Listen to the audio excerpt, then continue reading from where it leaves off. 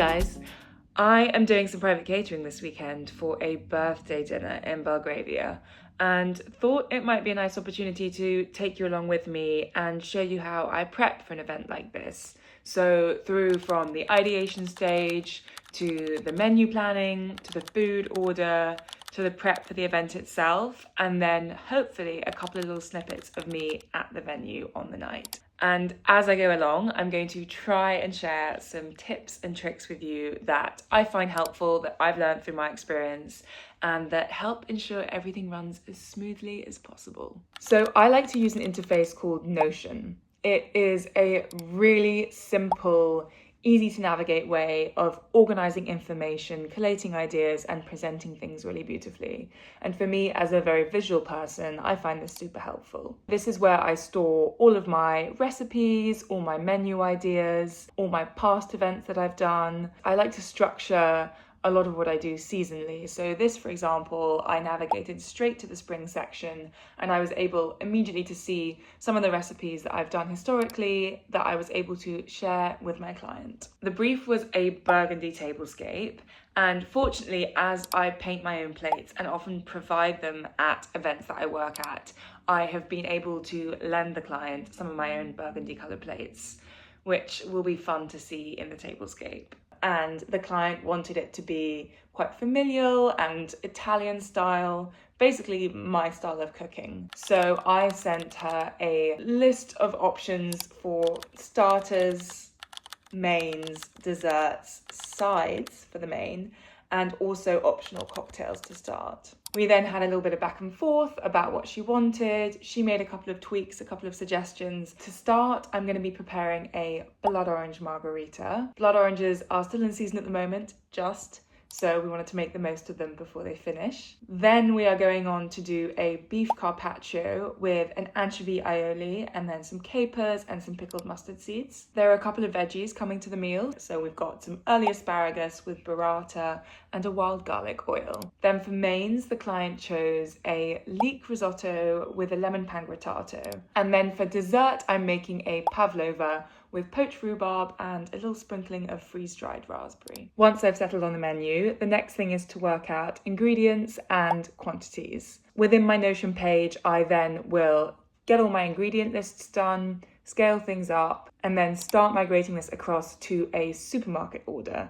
I will then do the bulk of this shop online, just so I know that everything is there, everything's coming. I will choose an early morning slot, usually the day before the event, and that way I know that I don't have to be lugging heavy bags back from the supermarket. It all just arrives and I can get cracking straight away. Most of my cooking tends to need a few specialty ingredients. So for this event, I needed to pick up some wild garlic, some fillet of beef, and some fresh sourdough because I opted not to make fresh bread this time. Another key thing, of course, is testing. If you don't already know your recipes inside out, always test them. I was pretty confident with everything that the client opted for. I wanted to try out the beef carpaccio once before serving, just because it's quite a tricky one to navigate in terms of timings. You don't want to plate or pre-prepare it too early because then the meat starts to take on a bit of colour. So I tested that earlier this week, but otherwise I'm pretty confident with everything. So luckily I haven't needed to test. Then when it comes to the prep itself, you can never be too organised. I gave myself 2 days to prep for this event. Yes, it's only a dinner for 13 people, but as soon as you scale anything up and as soon as you've got multiple courses and you want to be organised, it just does require 2 days. So I always write up a really thorough mise en place. First, I write it up on my iPad on Notion, and then I tend to write it up by hand on paper so that I've got it there immediately, and when I'm in the kitchen I can just go through and strike things off as I cover them. Another thing that I highly recommend doing is labeling everything in your prep that goes into the fridge or that is ready to go. It may seem a little bit OCD having a million different tape labels everywhere, but when it comes to packing up, it is so helpful to see everything there. And especially if you have people coming to help you, they don't necessarily know what you've packed up in which Tupperware, so labeling is key. Another really important thing to factor into all your timings when you're prepping for an event is washing up and resetting the kitchen between all your various dishes. I tend to show a lot of the glamorous, more aesthetically appealing things online on my Instagram, which isn't necessarily reflective of what goes on behind the scenes. The amount of time I spend washing up is obscene. And then my last little tip for now is always leaving myself enough time between finishing prep and setting off for the event to gather myself. It's really easy to just let time run away from you and to go straight from finishing the last bit of prep to packing the car, heading off. And that is when things can go wrong, things can get forgotten. I once forgot all the wine glasses and had to drive all the way back home to pick them up. Don't recommend. I like to leave myself at least an hour's buffer to sit down, run through the menu again, re-familiarise myself with all the dishes, and then really check that I have packed everything that I need. Anyway, that is enough of me rambling. I am now going to take you into the kitchen and we are gonna get started on prep for this event.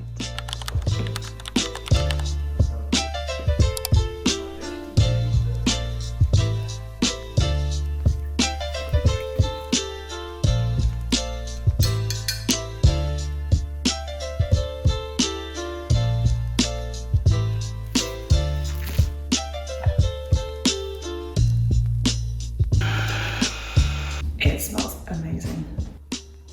If you've been here before, you know how obsessed I am with green coloured oil. But it's so pretty. And there we go, there's our wild garlic oil.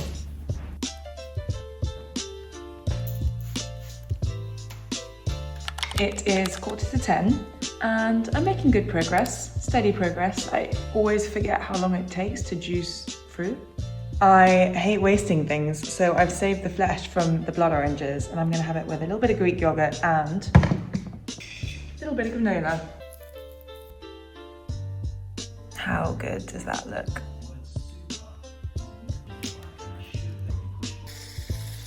Slightly underestimated how big a bowl I would need for my mayo. You can never have too much anchovy aioli.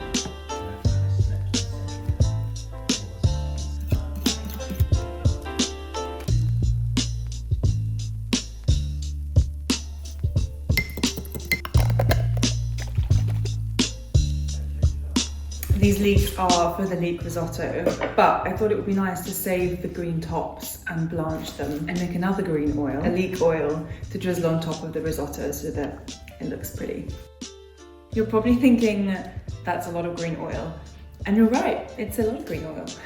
But I think whenever I'm catering for a private event, I want it to feel just a little bit more elevated than if you were cooking at home. For example, I'm making a leek risotto, but I don't just want to plate a leek risotto, I want to do something beautiful on top. So I'm doing this leek oil literally just as a swirl to go on top. And then I'm going to make a lemon pangrattato to sprinkle on top as well.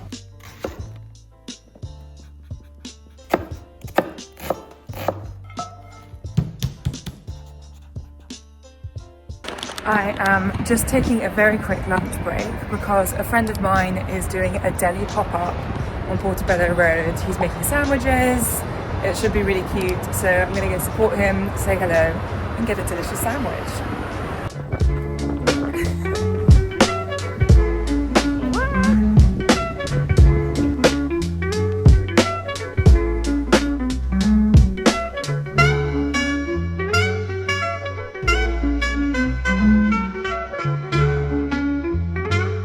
Oh, good. I've got chicken and pickle. Hot damn.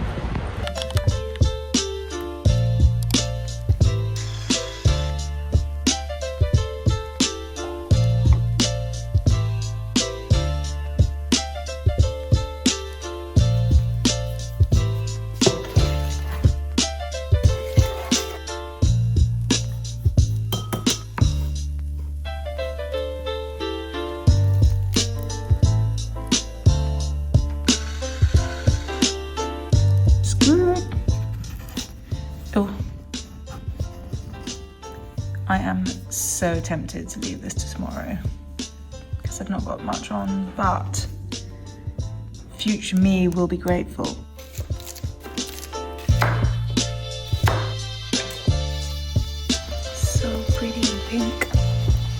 I have finished everything on my to-do list for today, apart from making the pavlova.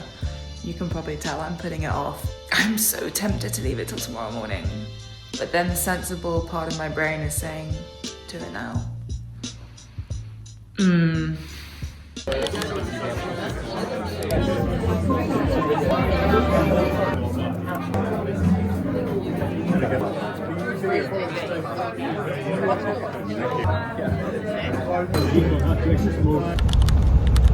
It's a beautiful day.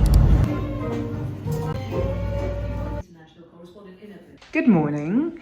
It is bright and early-ish on Saturday. I have just been to Layla Bakery to pick up the sourdough.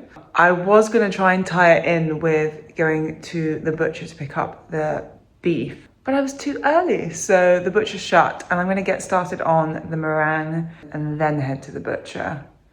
Yeah, I didn't make the meringue last night, but I did do a big tidy of the kitchen, started packing up things to load into the car, and I weighed out all my ingredients, so sort of halfway there. It is virtually an impossibility to go to Layla's without picking up a croissant because everything smells and looks so good.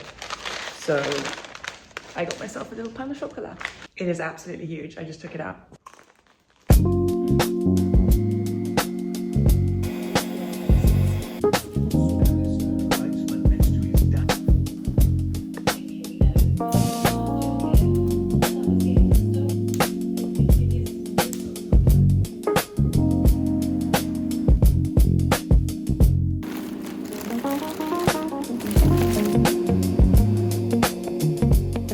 It is 2:10. I am about to pack all the stuff up from the fridge and start loading up the car.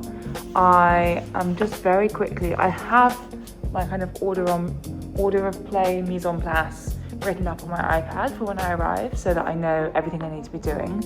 But I always find it helpful to also have it on paper just because it's a bit more immediate and I love to cross things off. Last but not least, in case we forget, this has been cooling to room temperature in the oven. It supposedly reduces cracking, but it looks pretty cracked to me. I have to say, she's a pretty one. Okay, everything is downstairs. I'm gonna go get the car and pull it up and then load it, and then I'm on my way. It is 20 to 3, so bang on time. Starting to feel a bit nervous. I think it's just like anticipation. But yeah, I will see you there.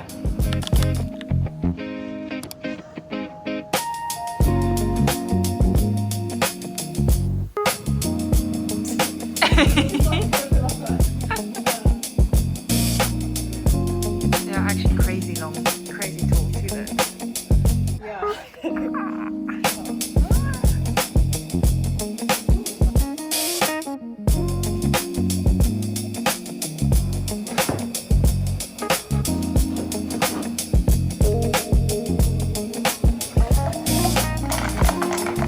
Orange margaritas, ready to go.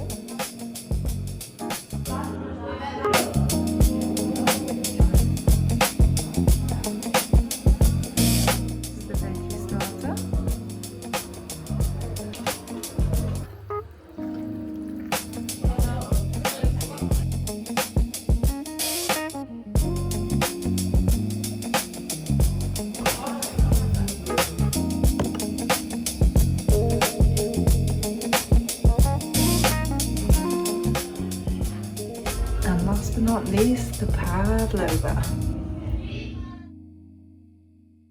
Hey guys, it is the morning after the event. Excuse my appearance, I'm looking a little bit bedraggled. I've got these funny eye patches on, which I think are doing exactly nothing, but everything went to plan. The food went down really well, everybody was super happy, so much so that the client took me into the dining room after the main course to thank me in front of all of her guests, and I got a little round of applause, which was really lovely. It is quite a nerve-wracking thing, feeding people on a special occasion. It was a really intimate 30th birthday dinner, and it felt really special to be sharing that space with them, and they were all super gracious and super lovely. So I'm feeling very grateful and relieved that everything went down well. I have really enjoyed documenting the whole process and bringing you along with me. So if it's something that you might be interested in, I will definitely be doing it again. Hopefully you've also learned something, or it's been interesting to kind of get an insight into how someone else preps for an event. But yeah, it's been fun having you along the ride with me. So hopefully see you at the next.